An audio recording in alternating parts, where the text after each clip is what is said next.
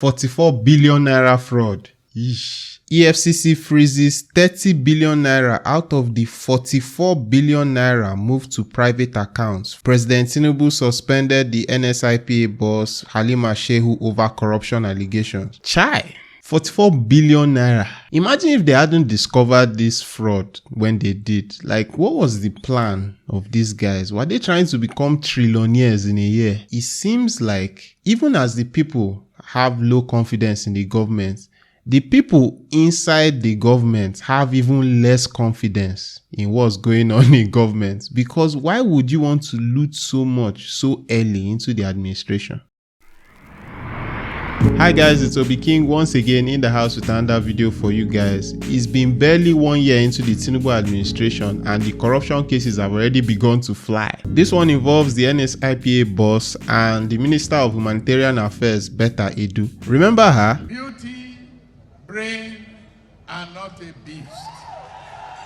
But I digress. 44 billion naira fraud. EFCC freezes 30 billion naira moved from NSIPA accounts. This news was broken on the 4th of January. The development comes barely 24 hours after Halima Shehu, the embattled national coordinator of NSIPA, was detained and arrested by EFCC after a suspension by Bola Ahmed Tinubu. The Anti-Graft Commission also arrested NSIPA's immediate past Director of Finance and Accounts, DFA Bwai Adamu Hamza. This comes as former Humanitarian Affairs, Disaster Management and Social Development Minister Sadiya Umar Farouk, whom Halima Shehu worked under, shunned the EFCC invitation to appear for interrogation. So let me put this story into context. This lady, Halima Shehu, they just sacked boss of the National Social Investment Program Agency, NSIPA. She had only just resumed office in December of last year, December 2023. I don't think it's possible, although I could be wrong, I don't think it's possible for her alone to have embezzled this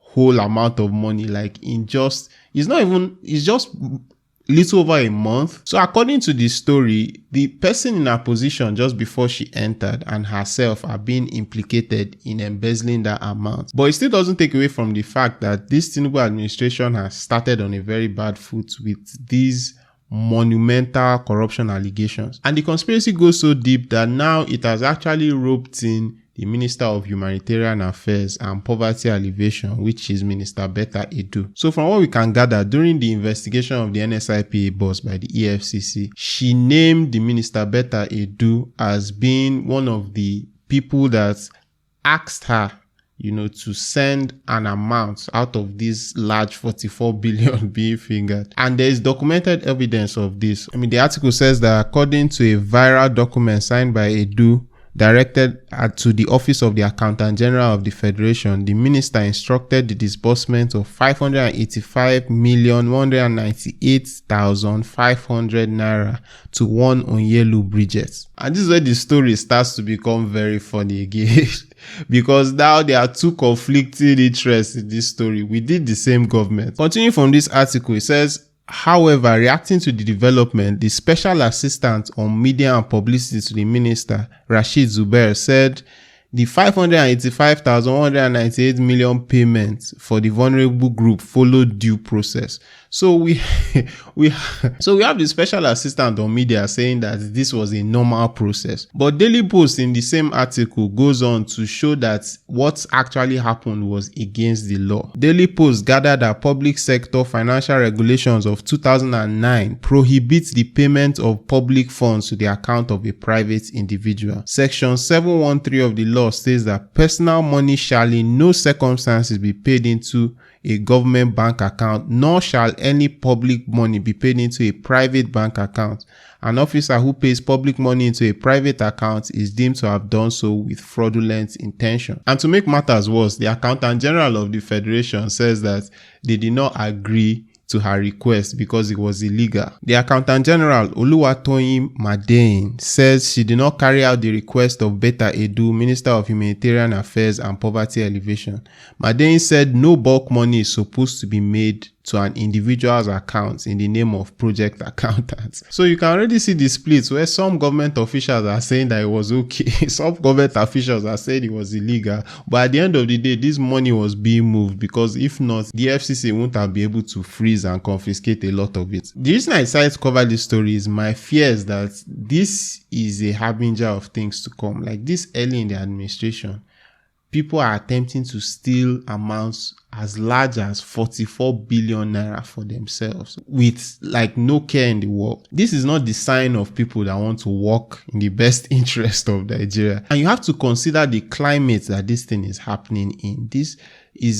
Nigeria is in the middle of a forex crisis right now, and is even about to get worse based on this next story that I discovered. Now, this story is an exclusive from The Cable. It says Nigeria to pay 11.85% on Afrexim NNPC $3.3 billion loan, pledges 164 million barrels as security. In the article, it says that Nigeria will pay an interest of 11.85% per annum on the $3.3 billion pre-export finance facility facilitated by the NNPC and arranged by Afrexim Bank. And the article even goes on to say that no Nigerian citizen apart from the people involved knew that this transaction took place. Until now, the fine details of the transaction, which has a 5-year tenure, has been withheld by all parties involved. So this is something that took place during the Buhari administration. Hear out this next part of the article. In the details seen by The Cable, Nigeria pledged a total of 164.25 million barrels of crude oil at 90,000 barrels per day, starting from 2024 to repay the loan through Project Gazelle Funding Limited, an orphan special purpose vehicle incorporated in Bahamas. Effectively, the NNPC has pledged 38.58% of 5 years worth of tax and royalty oil to secure the loan. At the current price, the 164.25 million barrels of oil pledged by Nigeria equals $12.8 billion, about 3 times more than the loan facility taken. And this is the worst part of the thing for me. To make the repayments, the NNPC will forward sell 90,000 barrels per day of Nigeria's share of offshore crude oil under the production sharing contract with the oil companies. This particular story is not making the rounds as much as the stories of the corruption and looting that we're seeing. And I can understand those ones are very sensational, but to me, this one is more dire for this country. We already know that the majority of our economy is dependent on oil. And we're already saying that a lot of these commodities, 90,000 barrels a day, is going to go into debt servicing. What it means is effectively the fuel price is going to go up. Like, I don't see any way out of it. There have been a lot of rumors that the fuel price, they want to take it to 1,200 naira, that it has already been taken to 1,200 naira per liter in some places, but looking at stories like this, there is no way to escape it. So when it starts to happen in the coming days or weeks or months, at least you will know the reason why the price is going up like this. And with it, the price of every other thing. The situation that we found ourselves in now is one that calls for a lot of thinking outside the box. Remember that Nigeria is already the country with the highest amount of people living in extreme poverty in the world. This is documented. And what this story means is people are about to be pushed even further into poverty. Now I can understand the Bloomberg article where they were saying 2024 is going to be a time of economic turmoil for Nigerians. And based on what I'm seeing, I can't even disagree with them because all the metrics are pointing in one direction. So what I'm saying is that this situation is one that requires rapid fire solutions that are outside the box, and are people-centered.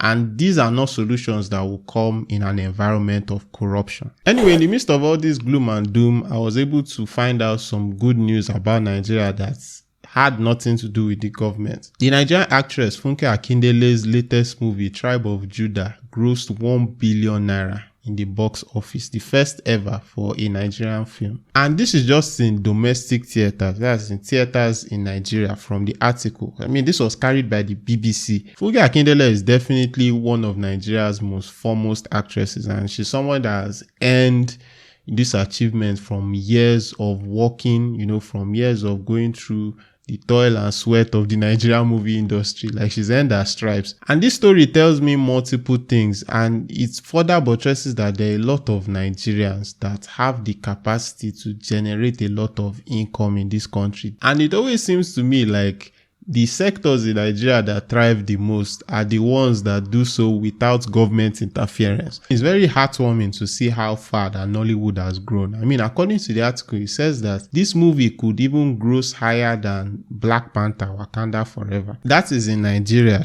like in the domestic market. But hopefully this is a stepping stone. Like, we look forward to Nigerian movies doing large numbers internationally just like this. Me, I haven't seen the movie yet personally, but I will be seeing it soon, and I encourage you to see it soon as well, because it says it has a lot of good reviews. So those are my thoughts as we begin to run into 2024. What are your thoughts? Do let me know in the comment section below. I want to ask you to like this video if you enjoyed the content, and subscribe and hit the notification bell to be informed whenever I post new content. You can also feel free to write me at obiking2@gmail.com. Thanks so much for watching. Once again, my name is Obi King, and I'll see you guys in the next one.